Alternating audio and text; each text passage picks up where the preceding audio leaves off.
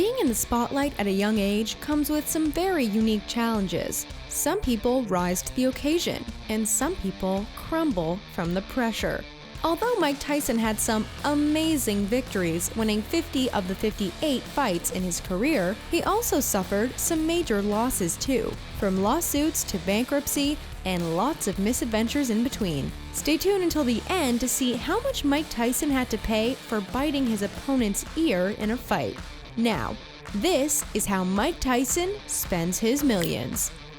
You might recognize him by his interesting voice or by his legendary face tattoo. However you identify him, Mike Tyson is definitely someone you don't forget about. Mike Tyson is a man who reached the heights of fame and fortune and then lost it all in a series of poor spending choices and overindulgences. He went from heavyweight champ to nothing in the bank.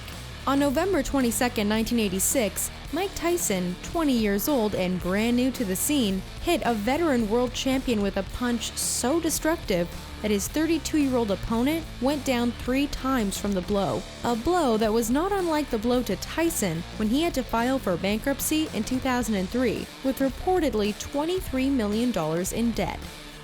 At the height of Tyson's career, he was a superstar. He enjoyed incredible success in the 1990s and had millions of fans screaming his name. He also had millions of dollars, $400 million to be exact.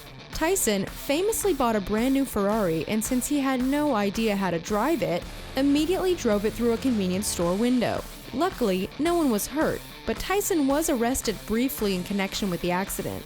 Back in the 80s, the youngest heavyweight champion in boxing history purchased the Lamborghini LM002, an extremely rare Lamborghini SUV that was one of only 328 units that were produced between 1986 to 1993. Obviously, the cost of a car was very different back in the 80s, but if you factor in inflation, this car would have cost around $134,000 nowadays. Tyson has owned a couple of luxury SUVs. There was the Cadillac Escalade and the Hummer H2, which would have a combined value of about $175,000.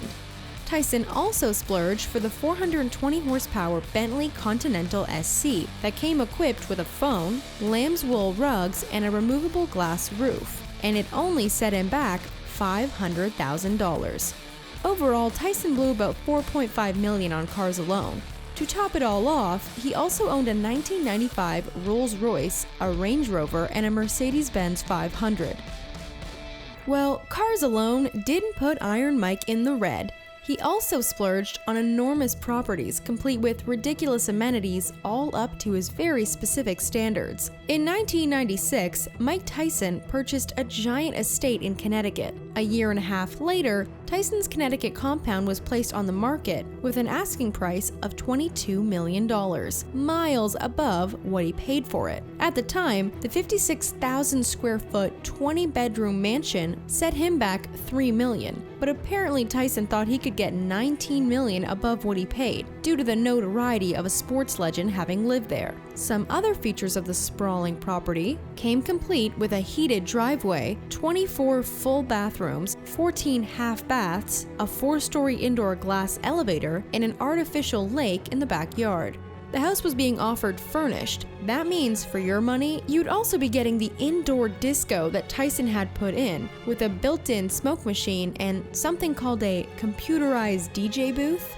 The house had a huge list of Tyson touches that we would not be complaining about. Among that list are an indoor gym, a racquetball court, and an NBA regulation-sized basketball court. For a time, it seemed like Iron Mike was collecting mansions. He purchased one dwelling in Nevada for $2.5 million and another in Los Angeles for a similar price. This was definitely not the only million-dollar property that Tyson owned before going bankrupt.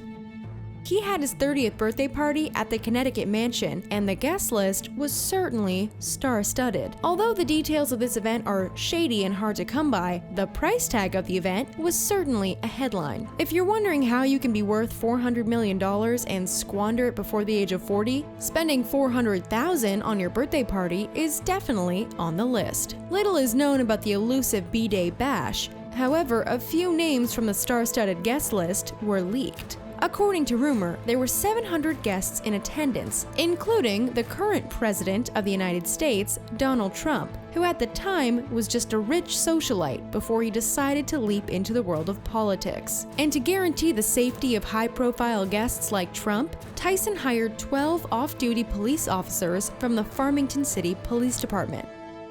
Another splurge that we're shaking our heads at is the extravagant gift that Iron Mike bought for his ex-wife Robin Gibbons. Mike Tyson wanted his wife to be able to relax while still enjoying the height of luxury. That's why he bought her a 24-karat solid gold bathtub.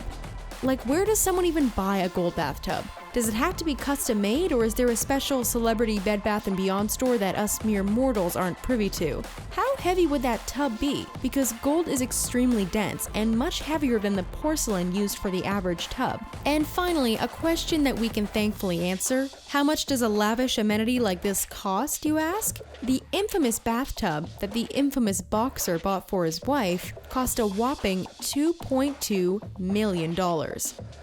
This next purchase is moving even farther away from the practical towards the full-on frivolous. Now, don't get us wrong, Mike Tyson wouldn't be the first celebrity to drop tons of cash on a furry friend. Paris Hilton notoriously bought a $200,000 mini mansion for her puppies to inhabit, but in true Tyson fashion, he took it one step further with his pod pals, spending $70,000 apiece on Bengal tigers. You heard that right, Tyson had 2 Bengal tigers living in his home before they were eventually confiscated by the United States Department of Agriculture, which might have been a blessing in disguise because Mike's feline friends were costing him a pretty penny. At the height of it, he actually owned up to 3 tigers at a time. Tyson was spending $200,000 a year on the food bill alone. Tyson also traveled extensively for work, and as you can imagine, a cat like that can't be checked into a kennel. Every time Mike left home, his tigers had to be left with a certified tiger tamer, and that set him back another $125,000 a year. But before you start to think that these beauties were all bad, they did at one time generate some revenue when Tyson appeared alongside one of them in Hangover 2. After Tyson went bankrupt, many of his fineries appeared in an auction. Among that collection were some absolutely excessive pieces of jewelry that just go to show that Mike was more concerned about showing off his wealth than actually having any wealth left to show. Among the collection was a diamond-coated Piaget golden watch that cost the champion $800,000. It's so easy to check the time on your phone nowadays that in retrospect, this seems even more outrageous. Mike actually had to be sued before he paid his jewelry bill, but according to Mordecai Yeroshami, jeweler to the stars, he paid up, and now they're friends again. Not many people can walk into a jewelry store and walk right out dripping in diamonds without paying a single cent. Well, not many people are Mike Tyson. He had set up a line of credit with many different jewelers in Las Vegas, Nevada. It's unclear whether he managed to pay them all back before declaring bankruptcy in 2003. There were many pricey pieces from his collection that ended up getting sold altogether, including a diamond watch, a diamond bracelet, and 2 pocket watches, all for a combined bill of $740,000. Yes, Mike Tyson is famous for a lot of things. There's his unparalleled abilities in the boxing ring, the extravagant spending that drained him of his millions, but for many people, Mike Tyson is known as the guy who bit and seriously damaged his opponent's ear in a boxing match, causing him to immediately forfeit the heavyweight championship. Tyson is known for having a serious temper, and in his match against Evander Holyfield, that temper reared its ugly head.